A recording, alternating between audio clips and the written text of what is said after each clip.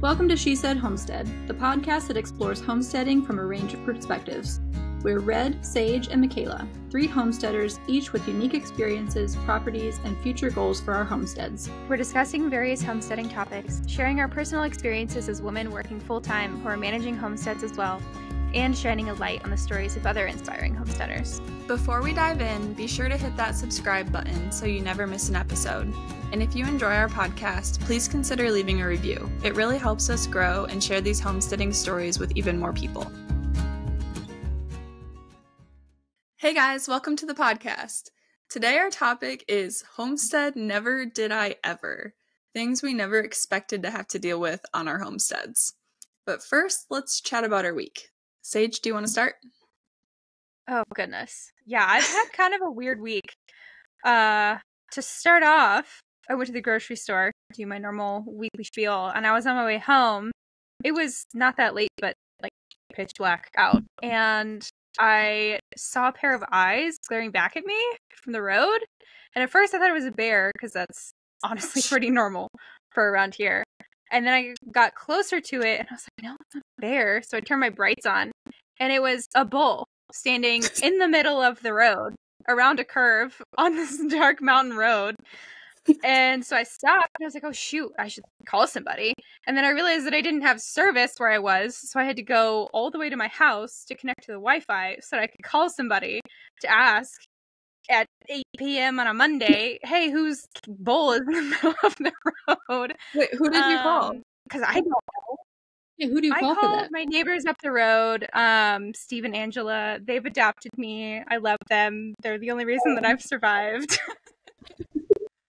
converting to rural life. So I called her. She didn't know, but she knew who to call, who would know.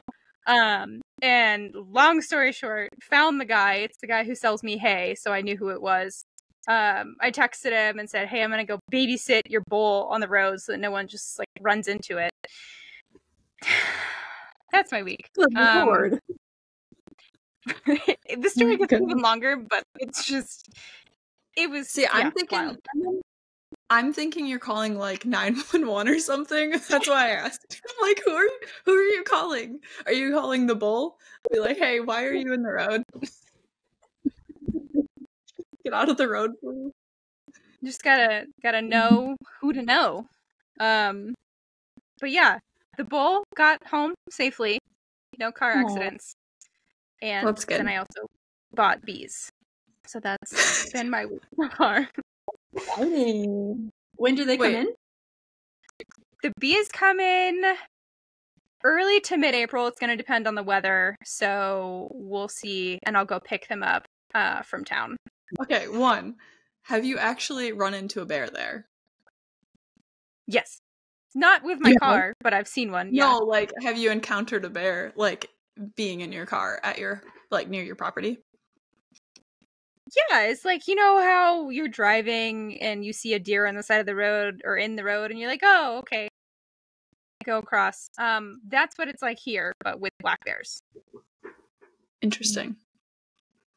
We don't have them. There's a reason I have very good electric fence set up. Red, how was your week? What did you do? My week has been good. This past weekend, I had this big craft fair, which was a lot of fun, very draining. I've been completely brain dead the last 2 days recovering from that.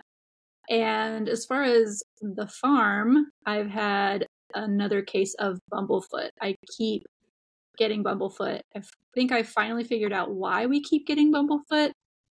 And so we've got to figure out how we can mitigate it now. But other than that, the farm has been pretty chill. And the past 2 days have been chill because I've been recovering from my heavy work weekend. So yeah. Why do you think you're getting bumblefoot? Because our driveway, we have a like an asphalt driveway, and it's kind of central to the whole space. And what I've noticed is, like, they can get bumblefoot. If they get like any sort of scratch on the bottom of their foot, and then they get into like mud or something, then that's how they're going to get bumblefoot. And so I think they just keep walking across the pavement all day, like throughout the day. You know, they'll go like across the driveway to this one patch of shrubs that they like, and then they'll go up the driveway to get to the front yard, and then they'll go back down the driveway, and they kind of do that all day long. And I think that is giving them like little abrasions on their bottom of their feet. And they're ducks, they like to get muddy, so then they get muddy or they get poop on them or whatever, and they get bumblefoot. So I think that's what's causing it, because there's like literally no other way I can think of that they would just keep getting it. So we're going to try to switch some things around infrastructure wise to keep them off of the pavement and see if a lot of it clears up. So it's been a whole thing. Thanks. I've been worried about our what? birds getting it, because they're in that tiny space right now. And like, I've just been dumping hay in layers so that they're always dry, because it gets so muddy in there so fast with the ducks and the chickens in there. So that's why I was curious, because ours are just in that tiny area right now while we finish the coop. I have yet to deal with bumblefoot, and I kept my chickens in what is typically the garden space over last winter, and in the winter it got muddy, and they had a decent space, but I mean, for 20 something chickens, 160 foot perimeter net, it's not that huge of a space. So I think Red's assessment of the driveway itself is, causing an issue. It's just more abrasive than what would typically be around. I think you might be okay, but I'm sure they appreciate the hay. Yeah. I think so too. My brother has chickens, and their run, they just have like a dirt run and a little coop, and they let them out to free range pretty regularly, but otherwise, they're just on the dirt, and they've never had a case of bumblefoot. So, but they have a gravel driveway. They don't have an asphalt driveway. So I really think the issue is the asphalt. I really think if they were on grass, even if they were just, they're ducks. Like, they like to waddle around in mud all the time. They seek out the mud. I think that would be totally fine, as long as they're not like cuts and scratches on their feet. And I think I've watched them just kind of like slide on the pavement too, because it's a little bit of an incline. So if they're just sliding on the pavement all day long, that's going to wear down their little pads. So. I always get so concerned about our ducks the same way, like walking on our driveway and stuff like that too, because the webs are so thin. It worries me that they're like going to cut them. So I think that's probably a good call, but I've never dealt with bumblefoot, but I've always heard that it's like when you keep them, like their feet are wet for too long, like consistently. With chickens. I don't know about ducks. There's no way to keep a duck out of water without making them unhappy. Exactly. Yeah. So, Again, we're going to talk about keeping ducks out of water and what happens in a little bit. How was your week, Mickayla? Oh, yeah. My week has been pretty chill, honestly. We have not been doing like anything at night because it gets dark at 5. So we have approximately 30 minutes to like get the chickens fed and then be done for the evening. Like, we can't do anything right now. So we've been working on the coop in the dark with like the shop light type of thing. We got our coop run and closed the rest of the way. That was like success number 1 of the week. And then the other thing that we did that I remembered was we bottled our first hard cider ever. And it all tasted good. Exciting. Like, all of it. And we did half of it. So still have to do the other half tonight, but mine, I had to water down a little bit so that it fit in my fermentation equipment. And I think I also got a slightly different apple variety than you did. I got Red Delicious, which is typically for fresh eating. and it tastes like a very dry apple wine, which I'm good with, right? But it's not the hard cider that I was aiming for. Oh well. So we did flavored ones. We did 4 different flavors, and we did 2 different yeasts. So of each one. So we have 8 gallons worth. It was a lot. Wow. So we bottled up and tasted all of the flavors from one type of yeast, and they're all so good. The only one that is like we needed to adjust is the maple oat one we did is really, really alcoholic, but also you can't taste the oat at all. It's like hard to drink. We added sugar to it. We back sweetened them. And the maple came through a lot more once we did that, but you can't really taste the oat. So I think next time we're gonna toast the oats, but otherwise they were all good. I'm pretty excited about it. Really cool. So yeah, that was my 2 main things we did this week. Mickayla, tell us about your never did I ever experience.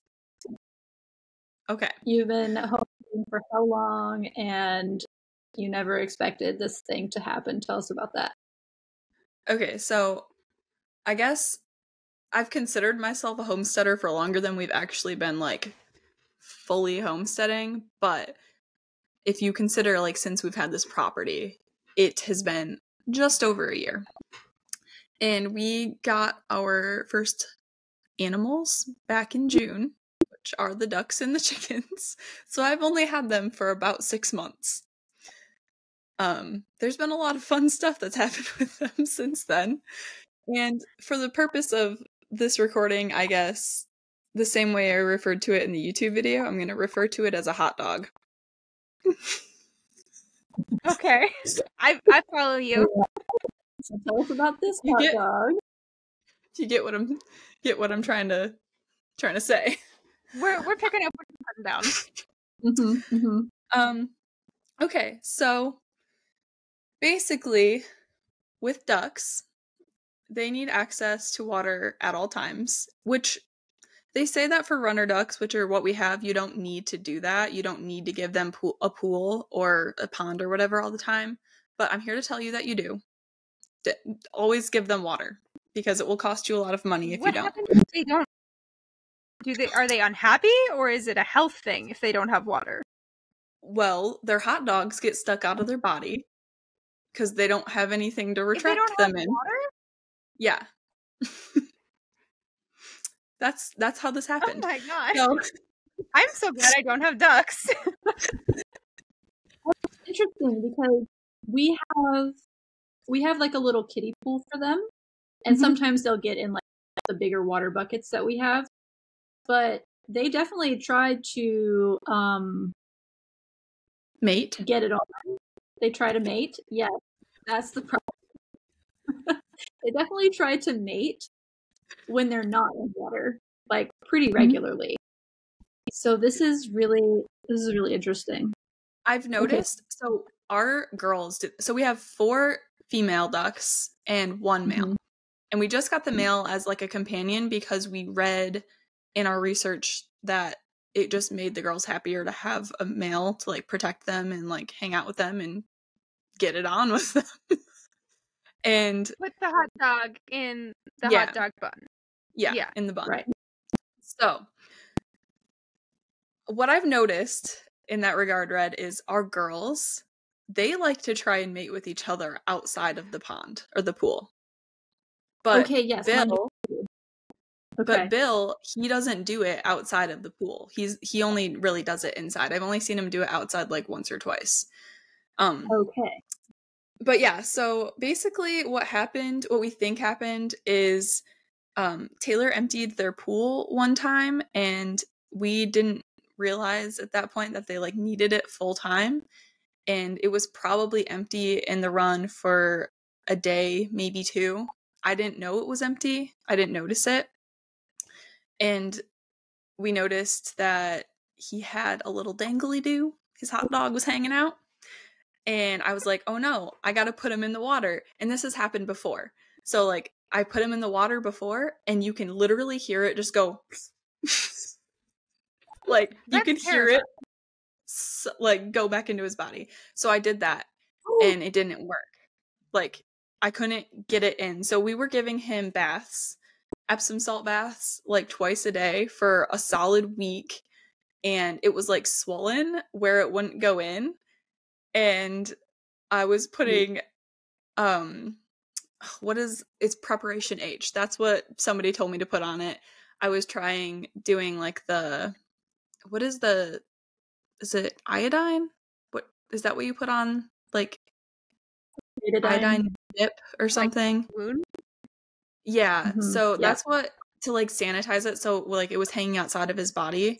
I was putting that on it to try and make sure it didn't get infected, because this is a very common thing that happens with ducks apparently, is it gets infected, it literally dies off, and then after like a month it will just fall off of their body, but you risk like gangrene. So after a solid week Not convincing me so far to have ducks anymore. I love them, but yeah, they're a lot of work. Yeah, so after like a week of doing that and not working, I'm like looking up YouTube videos trying to figure out how to get this thing to go back inside of his body, because it's like a solid inch, or it was like 2-ish inches hanging outside. And somebody in their YouTube video was like, I just push it back in. So I'm like, okay, I'm gonna try it. I pushed it back in and it just like pops right back out. So we ended up taking him to the vet, and it was going to be like a 2-hour drive to a vet that would see, it was like an avian specialist. And then Red sent us her vet information, which is only a half hour away, thankfully. So we actually got to go there. We took him in and they were like, yeah, this is dying. It needs to come off. This section of it, he'll still be able to use the rest. And they basically circumcised him, is what we were calling it. And then he had to live inside, and we had to give him like 3 or 4 pills a day and a syringe worth of medicine. He loved that. He had to be separated from his girls, and it was about $2,000. So, things I never thought I'd have to deal with. Fun You're stuff. a better person than I am, because if that duck were at my homestead, it would become dinner. So many people said that to me, and I'm like, you know what? He's literally 3 pounds. Like, that's not any food. Yeah, the emotional damage might be significant on that one. That's fair. Yeah. So that's my never did I ever. Yeah. I see. It's so wild to me too, because between the Bumblefoot and then your story, I had ducks when I was a kid for like, I think we had them at our house for like a year or 2, and then they went and lived at my grandmother's house for many years after that. And even in the time that we had them, we never had an issue. That's not a single issue that I have like now commonly heard from you, from myself, and like from other homesteaders with their ducks. It's wild. It's super wild to me. We're just the lucky ones. We're the chosen ones, I guess. Man. Okay, so I do have a question. Okay. How long, you may have already said this, how long did you have to keep him inside after the surgery? And like separate from everybody? I think it was a total of almost 2 weeks. So okay. Yeah, we have the little tractors that we made that are just kind of like 3 by 6 foot by 2 foot tall cages, and that's what we had them in when they were chicks. And we actually built them as a cat tractor so we could bring our cats outside because they like to lay in the sun. So we have that in the basement, and he just stayed in that basically the whole time, and we'd let him out in the evening when we'd go out there so he could see the girls. Because he was so lonely, because you're not supposed to keep ducks by themselves. That's actually illegal. Yeah. But really? Who regulates that? It's illegal to sell ducks alone in every state, I think. Interesting. Like, you can't legally sell 1 duck. You have to sell 2 ducks or more. What kind That's of also cool. police officer comes after you if I you don't do? know. I don't think it's probably not enforced, just like no other animal welfare is unfortunately enforced. But yeah, it's actually illegal to sell just one duck in, I think, every state. I'm not 100% sure on that, but I think it's every state. If it's not every state, it's every Did you state have besides any- like two. Yeah. What was that? Did you have any issues reintroducing him? I know sometimes if you isolate a bird from a flock, when you put them back, they can get picked on. No. If you open the basement door and he could hear them, he would start quacking because he'd get excited because he missed them. So basically, if we just put him back in there with him, like we'd put him back in there with them in the evening for a few minutes and just sit there with them so they could like socialize because they missed each other so much. They'd all just surround him and they'd do like they'd peck each other and like doing little beak kisses and stuff. They're just like surround him and so they all got really cute. loud. I know, it made me so sad because then I have to take him away. But yeah, It's for your own good. no, he's like, I just want to. It's like I just want to make release the hot dog. And then you had to give him a syringe and then also 2 pills. Was it pretty easy to give him the pills, like with like his food or mealworms or something? So when he would eat them with the mealworms, it was easy. He didn't do that every time. I think I probably had to shove the pills down his mouth like 5 times, but every other time I just put mealworms in my hand and like we broke the pills up and he would just eat them. But there were a few times that you have to like literally hold his head, his whole like neck, and open his bill. It was a 2-person job. Taylor had to hold him while I did this, and he would like projectile poop all over the place while we were doing it too. It was really fun. So you have to like shove the pill down his throat and then take a syringe of water and shove that down his throat too because they have to have water to swallow. So yeah, it was a lot. Yeah. I had to wake up like at like 6 a.m. when Taylor went to work in the morning so we could do it together because we had to do it every morning and every night. We had to do 3. No, it was 1 big pill and 1 little pill and then a syringe of antibiotic. Wow. And I bet that duck pool stays full from now on. I bet that is never dry. We have 2 now. We're not ever doing this again. Just back up. Yeah. Yeah. Ugh. Well, that was it. Hopefully you learning that lesson kept some other people from needing to learn it. Yeah, now if you ever get ducks, Sage. Cool. Sage, how about you? What's your never did I ever? You know, there's a lot of them. There's a lot between getting ruminants and having to stock hay for the winter and just all of these things that are totally brand new to me because I didn't grow up with any of this. But I think the biggest one is not being on city water and having a well, groundwater, be my source for water. I thought being a geologist, I was like, I can take care of a groundwater well. That's fine. I understand the general mechanisms behind it. I was sorely mistaken.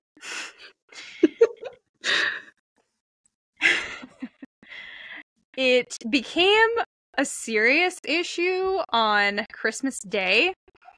If anybody lives in North Carolina, they probably remember that Christmas Eve, Christmas Day, we had such a cold winter storm come through, and it was -5 here. It's not usually that cold. And the well house, or the pump house, where all the equipment is and where all the pipes are, was not insulated for -5-degree weather. And so the well froze. So it goes to my house and it goes to my neighbor's house. And honestly, the fact that it's shared was kind of a godsend because I don't know anything about repairing plumbing on Christmas morning when I have no water. And so My neighbors, God bless them, they're a young couple with a kid, and her dad is handy. Her dad knows how to fix stuff. So we called him when the water was totally frozen, and he had all the supplies because it's Christmas. No store is open. We can't just go pick up PVC and whatever we need. We have to work with what we have. And so he managed to scrounge up 1-inch PVC and some elbows and a couple other random things that we needed to get this job done. And hauled all that equipment up here in his truck and sat in front of the well house and repaired it in horrible weather. And finally got it functional. And then you would think that that's the end of the story, right? You would think, okay, great. Like, yeah, that sucked, but you're good now. So, another thing that I learned is that when you have a water heater and the source for water gets cut off, but the electricity stays on, you need to go find the switch for the water heater and switch it off. Because when water heaters can't fill up and they're heating water, they're building steam pressure. And when the water finally kicked back on and it was able to refill, it overpressurized. But it's in my crawl space and I had no idea. Like, I wasn't seeing anything. I was just like, man, that's really weird. I haven't had hot water for a few hours. And my dad was here with me. He was like, no, it's fine. Just wait. Like, wait overnight. It'll be fine in the morning. And I was like, I think we really need to go check it out. So at this point, it's like 10 p.m. Christmas Day. People are having Christmas dinner. They're with their families, whatever. And I open the crawl space door, and the water heater is like directly to the left. And it has flooded that end of my crawl space. And because I live in an old house that's jank, there was an extension cord with something plugged in, and it's sitting in the water, and it's a mess. And so I can't even get to the switch for the well pump to turn the well off to cut off the water source because it's a shared well and it's at my neighbor's. So I have to disturb their Christmas dinner, their family time, to say, hey, the debacle's not done. Can you please switch the well off, which cuts off their water again. Long story short, not short at all, they happen to have someone over there who used to work with water heaters and knew how to fix the issue and clear out all the air from the lines and everything else. That's some Christmas magic. I really hope that this Christmas is not like last Christmas. That's all I have to say. Santa was looking out for you. Yeah. Yeah. Or something. Apparently, I'm on the naughty list. I would have preferred coal. You remember? So I remember that Christmas that day, that few days, because that was the couple of days we moved into our house because the camper got moldy. Oh, no. And so our house doesn't have any heat in it. Like, there's no heating. Well, we have the oil furnace, but it doesn't work. Technically, it works, but everything would be sooty. So we don't use it. So we don't have any heating. So we have 3 space heaters, and we have literally a window or two that I had to packing tape shut because they were flopping in the wind because it was so windy and so cold. So yeah, I know exactly what you're talking about. We didn't have water issues, I don't think, that day, but we did have our pipes freeze. But we have a well, but it doesn't work. So we have city water. So thankfully I just couldn't do laundry for a couple days. I can't even imagine. Good thing your dad was there. This was Christmas of 2020. We were climbing down into the creek that's in front of my house, which is on the side of the road, to grab 5-gallon buckets, fill them to water the animals. It's good enough for that. It's actually pretty clean. I'm almost at the top of a mountain. And also to flush the toilets. Just pour it into the back so you can actually still live in the house for. I grew up doing that. We lived in the middle of nowhere, so that's not new to me. But Not fun still. Red, what were you going to ask? Yeah. I was going to ask, this was Christmas of 2022, right? Yes. Like last Christmas? Yeah. I remember I've that only lived in this house since February of 2022. I haven't been here long at all. Oh, okay. Gotcha. February. I was going to ask, with the crawl space flooding, what were you able to do about that? That's like really difficult. Yeah, so thankfully it was the corner to which everything already drains anyway. So it wasn't, flowing across the crawl space. We just fixed the problem and the water dried up or flowed away underground by itself after like a day. So it's not anything that I had to actively mitigate, but I did make sure to keep the door open and put a fence in front of it so no chickens crawled into my crawl space, because that would be a whole other thing. But I did make a point to air it out once it got warm enough that wasn't going to cause more issues. Nice. Same. Chaos. Yeah, I'm not only new to like homesteading, but even just owning a house in general. I've only ever rented, and I've only ever lived inside or directly next to major cities. So new all around for me. New owning a home, new rural living, new farm, all of the stuff that goes along with a farm. That's a lot of new for you. It is a lot of new. That's kind of how I live my life, just very chaotically and with blatant disregard to what I should do. So, in general, with all of the newness, has it been a good new? Like, any new is going to be hard, any transition is going to be hard, but do you, after being there for like almost a year? Yes. Like a year and a half, almost 2 years. Okay, almost 2 years, yeah. So at this point, do you feel like, yes, I'm glad I did this, I love it, or are you like, good Lord, what have I done? Or maybe no, I don't know. I think if I were to, the answer to that depends on the day. Because if I were to walk around the house and really tally up all the things that should, quote unquote, be done, that I should handle, I would get really overwhelmed. I choose not to do that. I will deal with issues as issues arise. But in all seriousness, I am so happy that I moved across the country, back home to the Southeast. I love Colorado, which is where I was before. My plan was always to stay there for 3 to 5 years, to stay there for 5. Great. I was kind of ready to move back to the Southeast. I'm so glad that I bought a home. For one, if I had waited any longer, there is absolutely no way that I could have afforded to do it in the market that it is. I didn't have help. I had my good credit score and what I could scrounge together for a deposit. I'm not super well off by any means. I'm grateful enough to have a good job and that people think it's reasonable to lend me the amount of money that it costs to buy this house.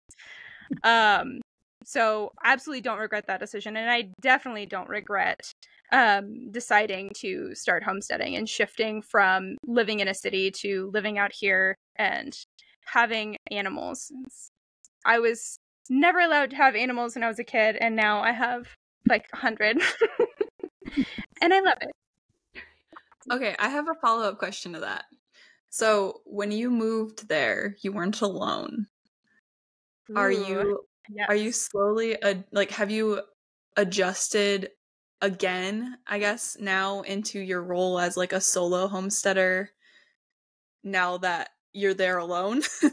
Like, was that another transition? Like, are you comfortable in that now? More comfortable in that now? It kind of was a transition, but at the same time, not as much as you might think. And this is not at all to shade Antonio. So when I first moved out here, when I first started doing this, I was dating a man named Antonio. Great person. He didn't want a homestead, and that was a deal breaker. It was always my idea. It was always me being the one to push it. It wasn't this joint idea. It was, we happened to be dating, and I happened to hit this point in my life where for various reasons, and there are outside things too, like my mom got sick, and that pushed the timeline of it. But I was like, this is something that I have to do, and I don't expect you to do it with me. You are welcome to come along with me if you want to. And so I was always the one driving it. I was the one saying, hey, we should do A, B, C, D. And of course, because we were in a respectful relationship, it was like, are you on board with that? Here's your veto power. I'm doing that, but do you want to do it too? Yeah, exactly. And so it wasn't ever totally 50-50. Again, not saying that to shade him. I am not trying to shade him at all. Because he was here for the first 6 months or so, I was able to get things going faster than I ever would have been able to, and I'm very grateful for that. But it honestly was not a big shift, and that's a shift that started before we even broke up. He was really struggling with it, and I think hesitant to say, hey, I don't want to do this. And so I kind of made him step back a little bit and say, like, let me just take this over. You're stressed out. You go live your life. Let me handle the homesteading. And so it's kind of like you had like a trial period, I guess, sort of like, okay, he's here if I really, really need help with like handling things still, but I need to see if I can do this by myself. Yeah. Because the situation might. I think the biggest thing is it's incredibly difficult for me to leave. When he was here, when he was living here, I could leave for a weekend to go see family and say like, hey, you just take care of it for 2 days. And that was totally fine. That's the biggest difference. And he actually lived here for a few months after we broke up. It was all very amicable, which is super weird. Oh yeah. So it was a very gradual decision. It seemed like it. That's why I'm not trying to like call him out or anything. I was curious about that. No, not at all. It is a unique thing to deal with, right? No, that's another good never did I ever.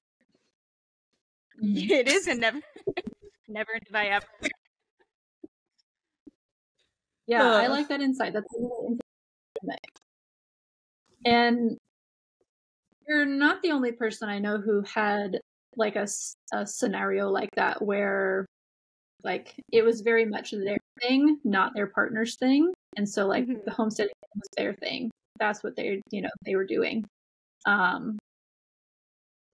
But yeah, super interesting. You've had a lot of change, a whole lot of change. Yeah, I think I prefer it that way. Just give it to me all at once.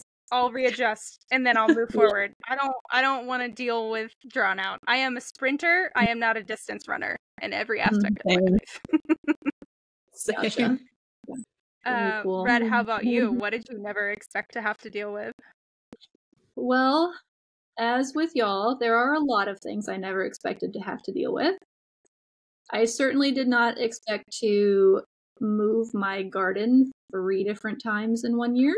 I didn't expect to have to deal with bumblefoot so much. Like, I just didn't think about the driveway being a thing at all, so I just, like, didn't sweat it. And here we are, like, dealing with bumblefoot. So there's a lot of stuff like that. Same with, like, the home ownership stuff. We've been here for about 1.5 years, and I have never owned a home before. My husband has owned a home, like, before we were together. And I knew that homeownership was going to be hard. You know, it's so easy to call your landlord and they just fix a thing, right? If they are a good landlord. So yeah, there's a lot of stuff with homeownership I wasn't expecting. We ended up having to dig out our crawl space, or a portion of our crawl space. That was wild. But honestly, the biggest thing as far as homesteading goes is, okay, so we have guinea fowl. Mickayla's laughing because she knows this story. So we have guinea fowl. Guinea fowl they're like a little dinosaur-looking bird. They're really wild. And they roam all over the place. And they fly. They like fly up onto our house. They fly up into the trees. They are wild. They cannot be tamed. Like, you cannot keep them confined unless you were to like keep them in a fully enclosed run type of space, which I'm not going to do. The whole point of having guineas is I mean, they're fantastic and hilarious and I love them, but they are really great at taking care of ticks. And so since that is kind of their function at the homestead, I want them to roam. I want them to go get all of the ticks everywhere. So they roam. We live on a fairly busy road. It's like a little country road, but still it's a pavement sort of road, double yellow line. And they like to hang out in the road sometimes. And so I knew when we got them, because of all of these different dynamics, that we were most likely going to lose a few to the road. We definitely did. How many did you have? We started with 6 and we're down to 4. We've lost 2 to the road so far. Okay. So the first one that we lost to the road, actually, okay, this is another thing I didn't expect. I saw one was hit. It was like on the side of the road in our yard. I saw he was hit, and so I went over to see what was up. I thought he was dead. I just figured he's lying on the ground. He clearly got hit. Surely he's dead. He was not dead. That is something I didn't consider with homesteading, is like whether it's a predator or a car or like any sort of situation like that.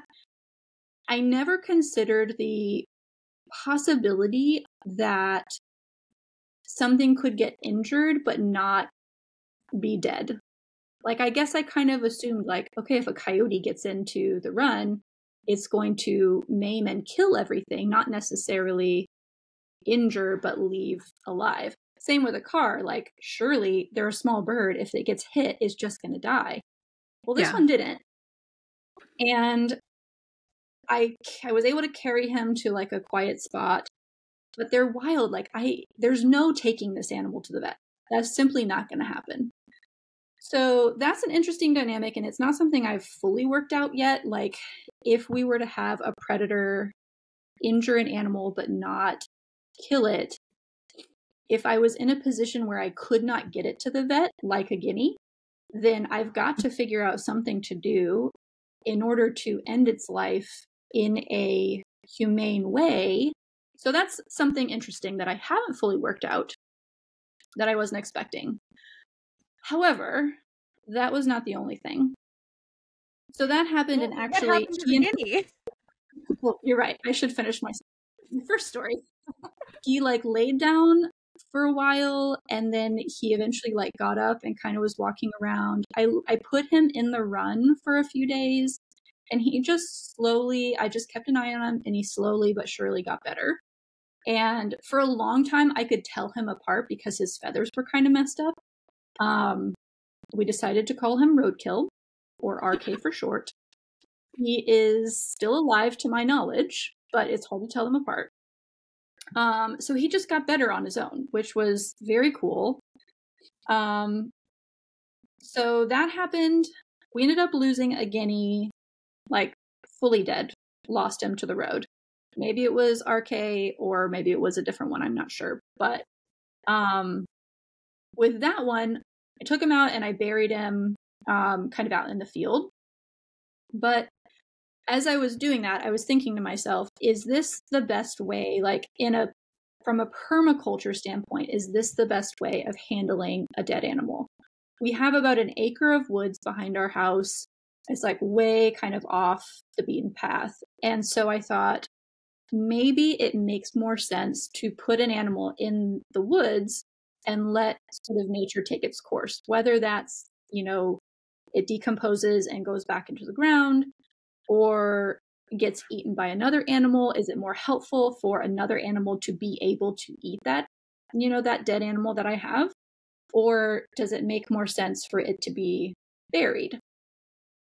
So I decided that I would give it a try next time. I would put the next animal that passed away, I would put it out in the woods and let it just like it would in nature. If an animal died, it wouldn't get buried. It would just be on the ground and something would eat it or it would decompose. Mm-hmm. So sure enough, a couple months later, we had another guinea get hit by a car and was dead.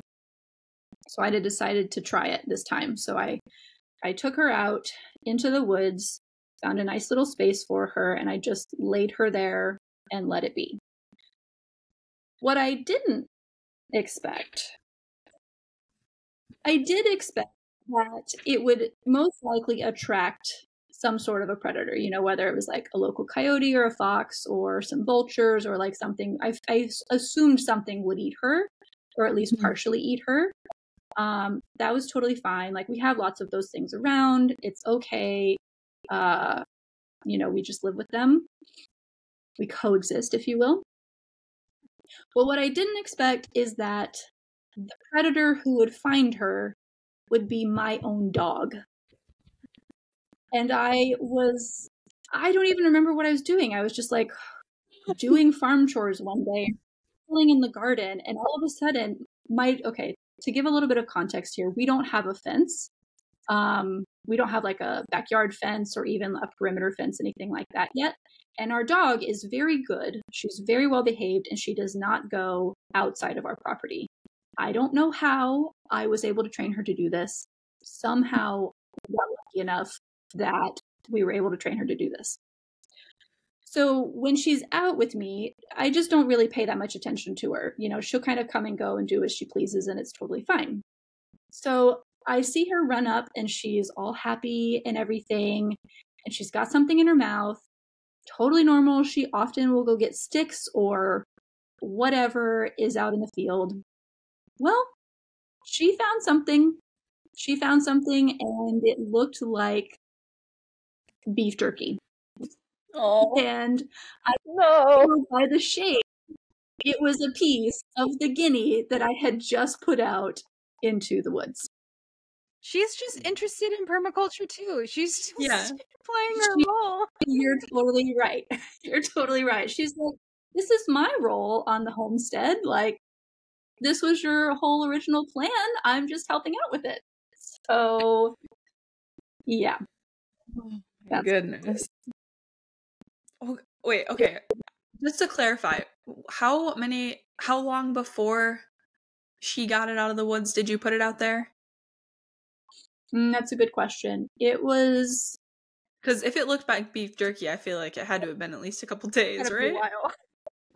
Yeah, I would say like 5 to 7 days. It was almost a week. It was definitely long enough because I kept an eye on her for a few days. I kept her really close because I knew that like if I let her go too far, then she could definitely find the guinea. But she was on her behavior. Yeah, it was and I just at that point I wasn't thinking about it, and yeah. So has that changed how you're going to handle animal deaths in the future? Probably, yeah. I really don't want to have to dig a bunch of graves. I don't want to have to do that. But I mean, obviously for a larger animal, like, I think that would absolutely be necessary unless there's, look into like cremation or something like that. With smaller animals like that, it does make sense to me to just put them out into nature. However, no, I'm absolutely going to bury them from now on. I don't want to have to deal with that again. And like the guinea who passed away, like, it's hard to tell the guineas apart sometimes. We definitely could tell her apart because she was the only girl.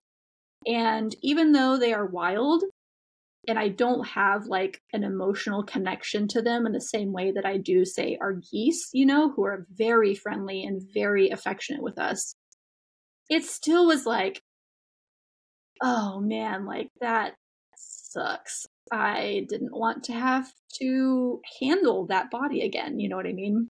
So. Yeah, that's hard. I've had to put down a chicken who had a prolapsed vent and tried to keep her separate, tried to help her out and heal her and push it back in and do all the things that you're supposed to do, but sometimes they just don't recover from it, and the options are, wait for it to suffer and for nature to take its course, or to euthanize it. And so I had to Antonio had to. That's when he was still around. Antonio had to euthanize it. And what I've started to do is to plant the chickens that I lose next to a fruit tree that I planted, so that it fertilizes. And then it also is sort of a memento, a way to remember them and, in my perspective, honor them and put them back into the system somehow, respectfully. Yeah, I like that. Yeah, it's an interesting dynamic with agriculture. Like, I'm wanting to create an ecosystem, but part of the dynamic is that I am part of the ecosystem and these animals are part of the ecosystem. And my job is to facilitate those things. And if it's not just happening naturally, I mean, getting hit by a car is not a natural cause, right? Then like you were saying, like, how do you honor the animal and do good to the earth at the same time? I like that idea of planting. What were you going to say, Mickayla? I was going to ask, so I don't know a ton about guineas. We've kind of looked into them a little bit, but I know that they fly. So do you think that you would get more in the future, even though you've been dealing with all of this stuff? Or like if you had to get them again, would you? Yes, I would. Yeah. Would definitely like to get more, and I would definitely get them again. I knew that all of these things were possible. Like these I knew enough about them to know that all of these things that have been happening, specifically just them like getting in the road or like going to our neighbor's house, they go and like, around our neighbor's property too. I just remembered that was something. Oh my gosh. Yeah. Okay, hold on. I have to tell a quick story. So I was in one of my best friend's wedding back in October, and they had it at their parents' property. And they have like a pond, and they live in like a subdivision, but they all have like a few acres. So it's like a really fancy subdivision. And their neighbor has a really, really large tom turkey and guineas, and they showed up for the wedding and they stayed the whole wedding. And they made their noises the whole time. Speaking of going to neighbors' houses. Was it a crowd that would appreciate that, or was it a crowd that wanted it gone? The turkey literally walked down the steps to the aisle with me. It was hilarious. Like, everybody enjoyed it. That's crazy. I just thought that was funny. You reminded me of that when you said the neighbors. They go to the neighbors, because I've heard that they do that. Yep. Like, they might just choose a different home nearby. Yeah, and I think with us, like, I mean, we're pretty close to the road, and we're pretty close to our neighbors. But they roam enough that you would have to have a lot of land and be very remote in order for that to not be an issue. So I don't think that being on a road or being near your neighbors, as long as your neighbors are cool with it, and if they're cool with you having geese, if they're cool with you having chickens, any animal that has like a loud call or has the potential to get out and just like hang around, if they're cool with any of that, then I think it's totally fine to have guineas.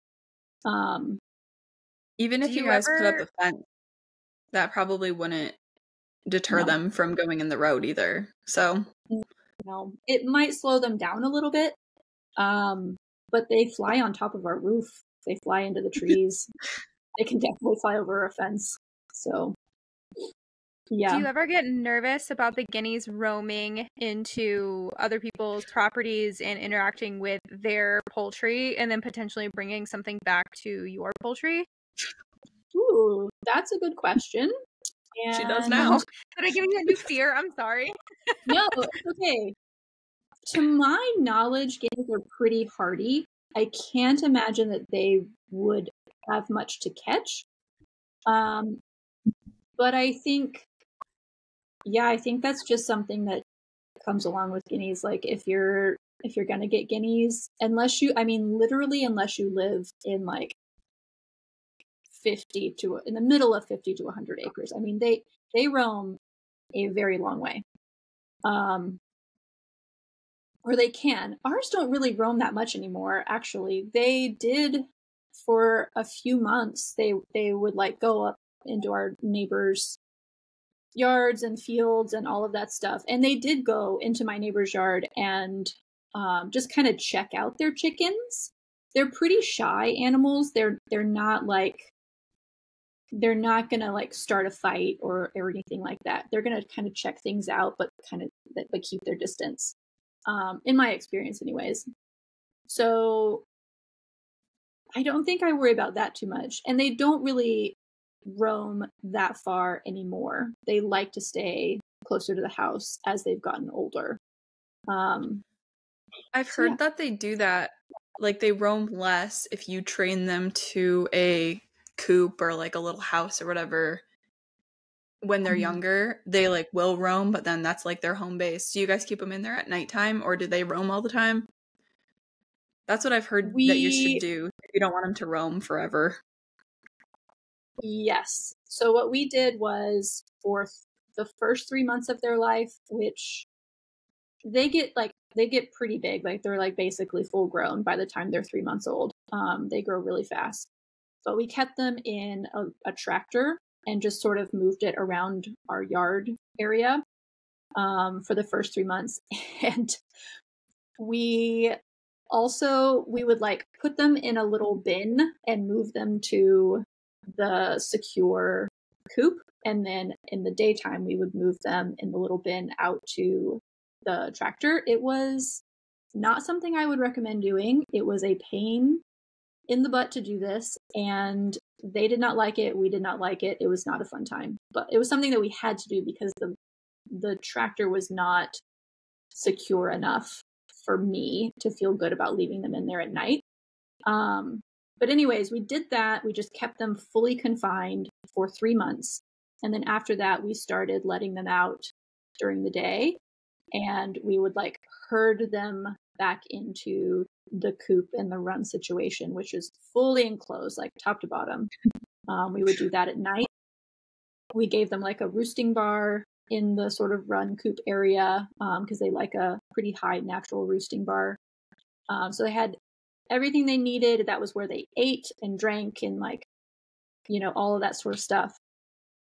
But I will say it got pretty difficult to like herd them and get them back into the run.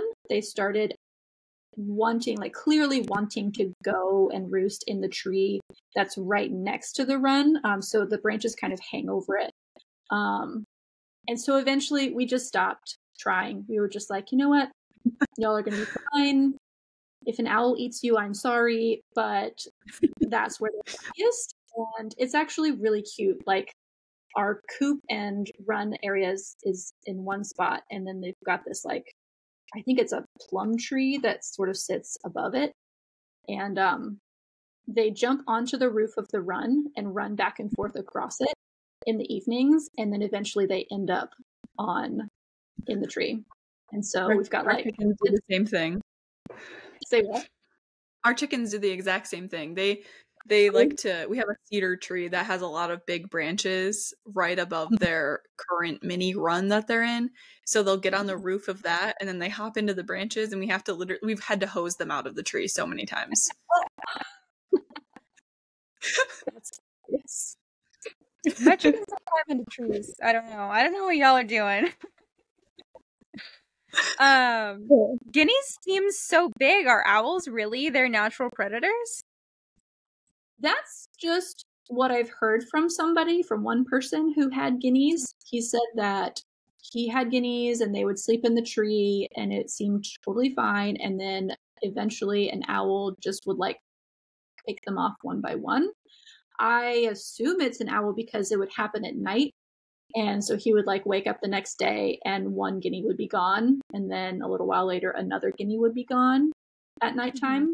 I mean, unless I guess it's definitely possible that some other nocturnal predator could have carried one off that one that can climb a tree, perhaps. But I agree with you. I mean, they're the size of like a fairly large chicken, so like a standard chicken, I suppose. I don't know. I want to meet them. Yeah, they're funny. I know they won't be my friends, but I still want to meet them.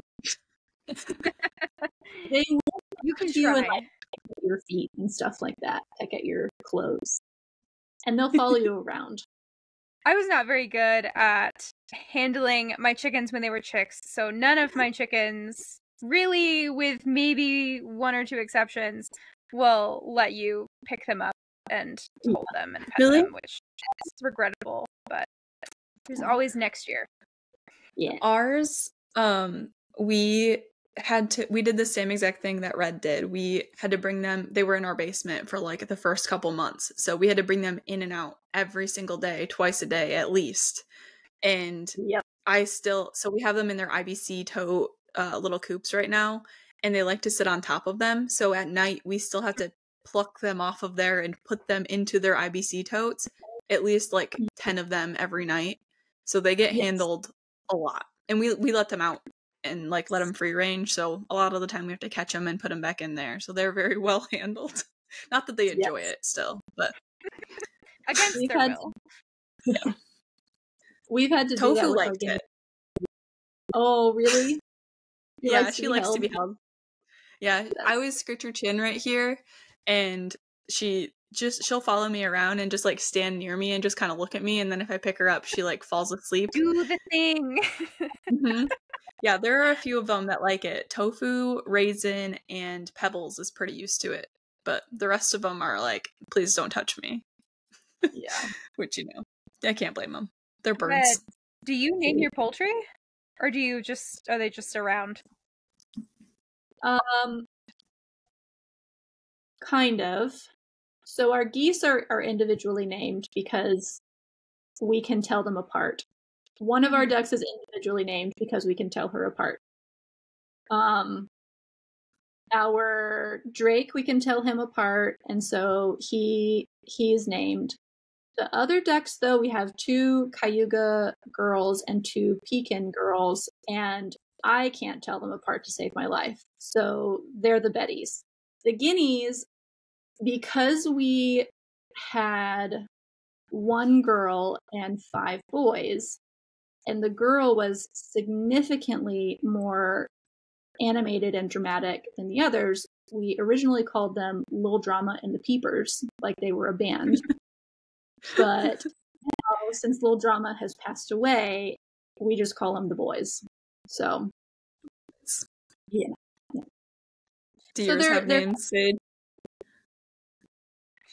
It depends. So I have chickens that I got last year. I have chickens that I got this year, and then I have 2 turkeys left.